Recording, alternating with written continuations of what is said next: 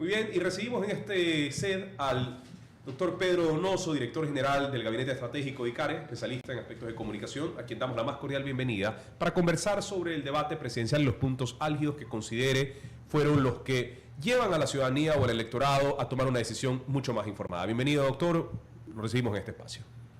Gracias, buenos días. Muchas gracias por la invitación, atento a sus preguntas. Muchísimas gracias, doctor.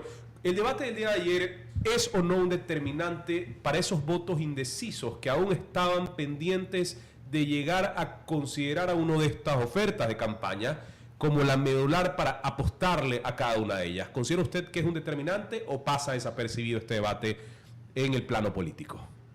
Antes de contestar, sí quiero hacer una reflexión, digamos, porque a mí me da mucho miedo, y esto lo he repetido constantemente y lo voy a seguir repitiendo, me da mucho miedo hacer un análisis utilitario del debate como herramienta. Es decir, no por la pregunta, sino en general, digamos, lo que se ha conseguido obligando a los candidatos en el Código de la Democracia a debatir es un avance de la democracia importantísimo, y me da mucho miedo que la lógica, digamos, sea no sirve para movilizar al electorado, aburre mucho, no nos sirve para nada, nadie lo ve, y con eso, digamos, en el Ecuador esquizofrénico como es, ¿no es cierto?, los políticos se aprovechen de eso y resten o quiten la obligatoriedad del Código de la Democracia, cuando lo que hay que hacer es ampliar ese espectro. Es decir, el Código de la Democracia debería apuntar a que la obligatoriedad sea para todos los candidatos de la dignidad popular, porque finalmente el debate es un bien público y hay que defenderlo como un bien público, ¿no? Es decir, hay que obligar finalmente a los candidatos a debatir, porque esa es su obligación, no es su derecho. El derecho de la ciudadanía es a tener, digamos, debates, independientemente de si es bueno o malo, si nos gusta, si el moderador, si mueve el electorado o no, ¿no?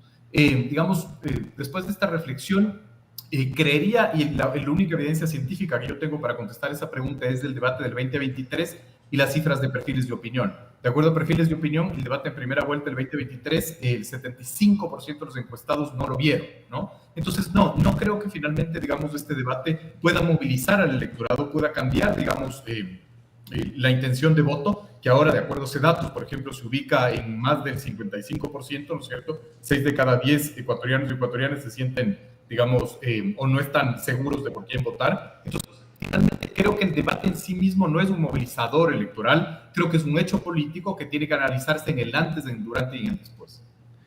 Comparto con usted la importancia de tener herramientas democráticas como esta, doctor Donoso, porque al fin y al cabo el hecho de que esté, más allá de que movilice o no el voto, como usted lo indicaba, pues termina siendo ese deber que tienen los candidatos de exponer cuáles son sus propuestas y adicionalmente cuáles son los criterios de la política ecuatoriana. Respaldo esa reflexión y la aplaudo de parte suya. Ahora, si bien puede esto no incidir en este segmento de indecisos, ¿qué sí podríamos rescatar de este debate que podría generar? A lo mejor el postdebate pues tenga algún resultado también, como también qué tipo de intervenciones pudieron haber calado en la percepción del electorado a fin de poder hacer ese call to action no tan importante para poder llegar a votar más decidido aún si se tratara del segmento de personas que ya tienen decidido su voto. Ahí yo otra vez voy a hacer una reflexión. Yo soy el aburrido del programa porque no contesto esas preguntas, digamos, que conllevan a decir finalmente y a tener como un interés, ¿no es cierto? Pero me parece que también hay que rescatar que la importancia del debate es entenderlo como un elemento dentro de la visión sistémica del proceso electoral. ¿Qué quiero decir con esto? Ajá. Que no puede haber debate si no entendemos que hay planes de gobierno. No podemos entender que hay planes de gobierno si no entendemos que hay candidatos, y no podemos entender que hay candidatos si no hay movimientos o partidos políticos. Es decir, todo está engranado dentro de un sistema y ahí radica la importancia del debate. Porque finalmente en el debate, ¿no es cierto?, yo como elector miro lo que el candidato está diciendo y el debate me debería a mí arrojar cómo lo que está diciendo el candidato tiene relación con su plan de gobierno inscrito en el CNE. ¿Para qué? Para que después, digamos, de que yo escuche y después de que yo lea, pueda determinar o que hay una contradicción o que hay finalmente una coherencia. Y cuando ese candidato gane, ¿no es cierto?, el puesto, ver y establecer si lo que está escrito y lo que dijo se cumple, y si no se cumple, activar la revocatoria del mandato. Es decir, hay que ver el proceso eleccionario como un sistema, digamos, no como sucesos individualizados, ¿no? Creo que finalmente, y también yo soy como muy reacio a determinar quién gana un debate y quién pierde, porque no hay indicadores objetivos para determinar, pero sí podría decir, y con el sesgo de la metodología que nosotros manejamos en el gabinete estratégico que yo dirijo, que quien gana es no al que le va mejor o al que le va peor, no al que dice una frase contagiosa y melosa, sino al que logra cumplir los objetivos, no del debate, sino de su estrategia. Es decir, si en la estrategia finalmente, ¿no es cierto?, lo que te determina es que seas un candidato que estás más expuesto, como por ejemplo el presidente de la República, que estás más expuesto al desgaste, y los otros candidatos no lograron desgastarte, creo que finalmente tú pasas incólume y ergo tú, digamos, lograste los objetivos determinados, digamos, en tu estrategia, ¿no? Entonces, todo está interconectado. Yo creería finalmente que, a pesar de que Noboa recibió medianamente ataques, fue interesante su postura, ¿no es cierto? Fue interesante su propuesta de plantear un fact-chequeo. Evidentemente no es un fact-chequeo, porque es un fact-chequeo con interés, pero la estrategia que los otros ministros establecieron para, por ejemplo, publicar, digamos, cifras y establecer un fact-chequeo, obviamente, es una estrategia interesante. Que le sirva o no le sirva, esa es otra discusión. Pero claro, Noboa estuvo presente en la primera tanda y no fue golpeado, y estuvo ausente en la segunda tanda. Y eso es súper sorprendente, porque él ostenta el poder, digamos, eso quiere decir que debería haber sido el pararrayo de toda crítica finalmente, y creo que no lo fue. Definitivamente, concuerdo con ello. El presidente prácticamente sale ileso de esta contienda, y lo podemos analizar de manera individual, ¿no? Como también el resto de candidatos. El caso de Andrea González, por ejemplo, en el siguiente bloque, esta logra posicionar su postura anticorreísta, lo cual, desde mi óptica, era el objetivo de su estrategia en este debate, en esta intervención. Entonces, hablar de un ganador del debate puede resultar muy difícil si es que no se lo analiza desde cada una de las estrategias de cada uno de estos contendientes. Ahora, el postdebate ha generado algunas reacciones también, ¿no? Vemos, por ejemplo, reacciones frente al presidente, el candidato que busca la reelección, de que este habría ganado el debate, ¿no? Como también vemos a otros actores en donde empiezan a reproducir ciertos componentes de lo que habría sido la intervención de los distintos candidatos el día de ayer. ¿Qué considera usted, o qué tanta importancia más bien tendría el postdebate en calar en la percepción del ciudadano también desde la óptica de la decisión del voto? Yo creo que ahí, Gonzalo, conceptualmente hay que entender que el postdebate no es solo el día siguiente del debate, sino es lo que resta finalmente hasta ir a las votaciones, digamos, hasta el 9 de febrero, ¿no? Es decir, como este es un hecho político, hay un antes, un durante y un después. Y ese después, finalmente, ¿no es cierto?, te establece un prolongado tiempo en donde tú tienes que sostener lo que tú construiste y desmitificaste en tu intervención en el debate, ¿no? Por ejemplo, la candidata González le apuesta finalmente ¿a qué? A volverse la legítima contradictora del correísmo, es decir, a ocupar este espacio en disputa que es del anticorreísmo, porque el espacio en disputa finalmente lo tiene Construye, lo tiene el gobierno. Ella se mete, digamos, e intenta ser la legítima banderada del anticorreísmo, si se puede decir así, ¿no? Estratégicamente lo podemos criticar, porque el anticorreísmo, digamos, es un sector poblacional, y lo dicen todas las encuestas, pequeño, ¿no es cierto? No es mayoritariamente grande, ¿no? Pero, sin embargo, lo logra hacer porque entiende cuál es su identidad. Y ahí es muy interesante, ¿no es cierto?, que el debate pueda, en el postdebate, ser este detonante de la construcción identitaria, si es que no lo hiciste antes, ¿no? Yo decía en una entrevista cuando me preguntaban sobre el debate de vicepresidentas, ¿a quién le había ido mejor? Yo creería que a quien tenía clara su identidad político-ideológica, porque es más fácil cuando tienes tú clara tu identidad política-ideológica transformarlo en narrativa, digamos, ¿no? Y esa transformación en narrativa tiene que ser sostenida en todo el postdebate. No es solo 24 horas después, es finalmente una semana después.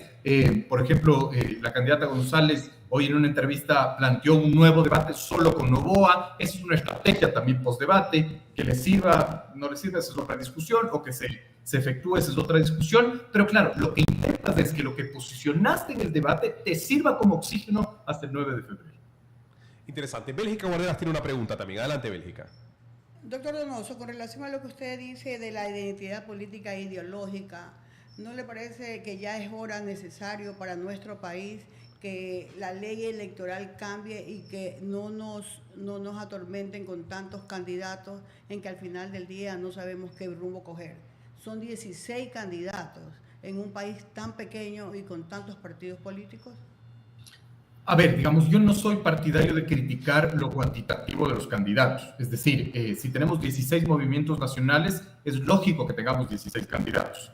No hay un indicador, digamos, en análisis político que te determine cuánto es lo normal de número de candidatos en un país. Es decir, no hay un indicador que te relacione número de habitantes con candidatos. Lo que sí hay es un indicador que te relacione el número de habitantes con partidos y movimientos políticos.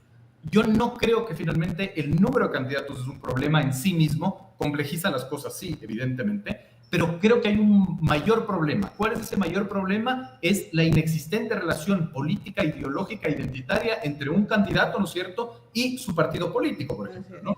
Es decir, uno plantea cuál es la relación ideológica entre la misma señora González y el Partido Sociedad Patriótica, por ejemplo, ¿no? Ninguno. Es decir, la señora González es una invitada de un partido, ¿no es cierto?, y la gran pregunta es, ¿hay una relación ideológica militante? No, no hay una relación ideológica militante. Incluso esta misma candidata, por ejemplo, criticaba y decía, yo nunca me sentaría a negociar con el Partido Social Cristiano y la Revolución Ciudadana. Nadie le contó que, por ejemplo, en Morona Santiago, el Partido Sociedad Patriótica tiene una alianza con el Partido Social Cristiano para llevar candidatos a la Asamblea, por ejemplo, ¿no? Es decir, ahí hay un quiebre, digamos, en la coherencia. Creo que ese es un fenómeno que a mí, digamos, más me preocupa, más allá del tema de los 16 candidatos. O sea, sería la seriedad de los candidatos. Yo diría, de acuerdo al partido.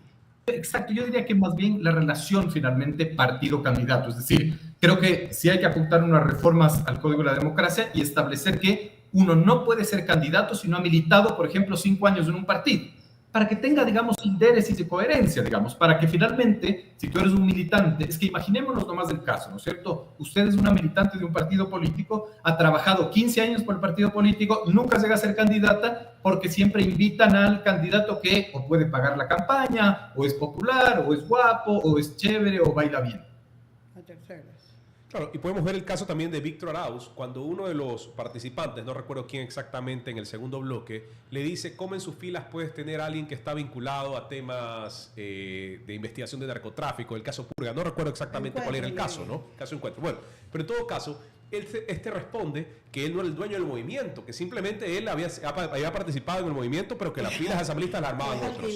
O sea, qué incoherencia, ¿no? Pero ahora, ni siquiera ese ejemplo, Gonzalo. Usted, doctor, ¿cómo le merece el hecho de que Víctor Arauz haya llegado vestido al estilo de Bukele? Yo sé que es un tema muy básico, pero no deja de ser necesario analizarlo. ¿Cree usted que este intento de parecerse a otros líderes de la región es un error cometido por los candidatos al momento de llegar en este estilo a un evento como este?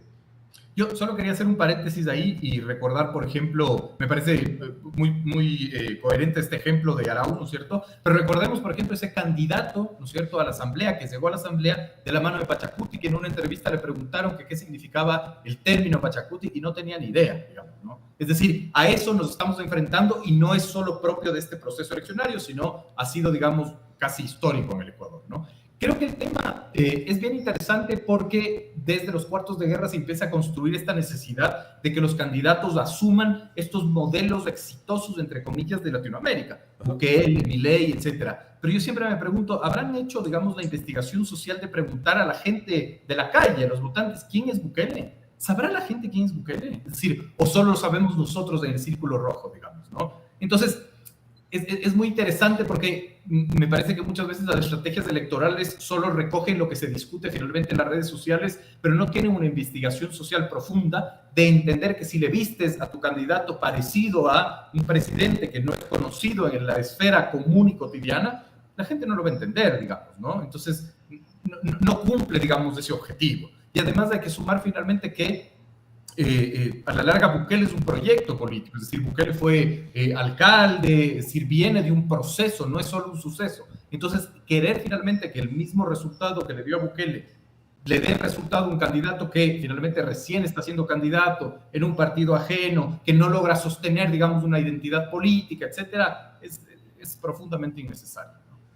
Definitivamente. Ahora, doctor, un último mensaje quizás para el electorado, ¿no?, que deba tener en cuenta frente a esta próxima elección.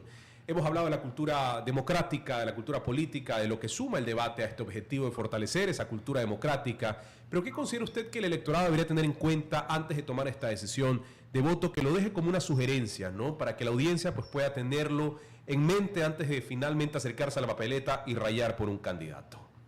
Digamos, a mí me da como mucho pudor muchas veces dar mensaje al electorado porque la gente se está muriendo de hambre y está intentando que no le maten, ¿no? Entonces, además nosotros, no nosotros, pero por ejemplo los que hacemos análisis político desde la comodidad de nuestro escritorio, le exigimos a la ciudadanía que lea los planes de gobierno, que vea los debates, que vea las entrevistas, cuando muchas veces, digamos, ni siquiera tienen el tiempo para administrar 2 o 3 trabajos, ¿no? Creo que más bien el mensaje finalmente es a las élites, diría yo. No lo digo despectivamente, sino a estos grupos de tomadores de decisión, nosotros, los medios, la élite empresarial, cultural, sindical, académica, etcétera, que sí tenemos que establecer más capacidad de pedagogía política, de darle a la gente herramientas mucho más fáciles para entender el momento, el contexto, los candidatos, darles herramientas para que puedan comparar los planes de gobierno, hablar de los planes de gobierno, digamos, hacer un resumen de los planes de gobierno, aumentar los espacios de debate. Creo que más es esa responsabilidad a nosotros finalmente que a la ciudadanía cotidiana.